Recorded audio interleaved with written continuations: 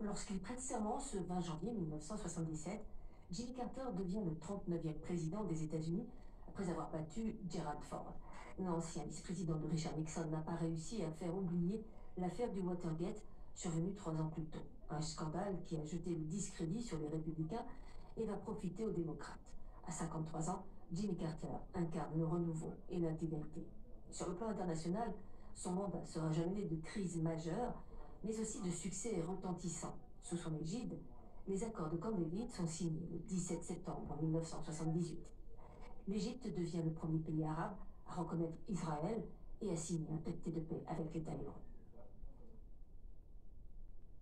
Juin 1979, Jimmy Carter et Leonid Brejnev s'accordent sur une nouvelle limitation des armements, ouvrant ainsi la voie à une relative détente entre les deux pays. Mais celle-ci sera de courte durée. L'invasion de l'Afghanistan par les troupes soviétiques quelques mois plus tard relance la guerre froide. Les États-Unis vont aider en secret les Moudjahidines qui s'opposent aux Russes, favorisant ainsi l'émergence des talibans, mais aussi indirectement Oussama Ben Laden. Le Saoudien ira combattre en Afghanistan et va fonder Al-Qaïda.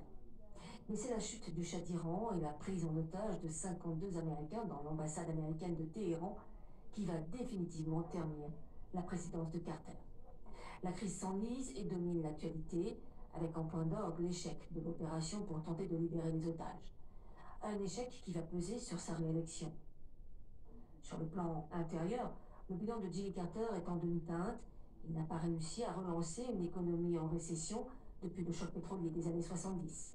Lors de l'élection de 1980, Ronald Reagan, le républicain, l'emporte haut la main.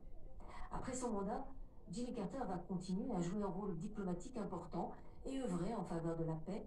Le Time Magazine dira de lui qu'il est le meilleur ex-président des États-Unis. Ses engagements lui vaudront le prix Nobel de la paix en 2002.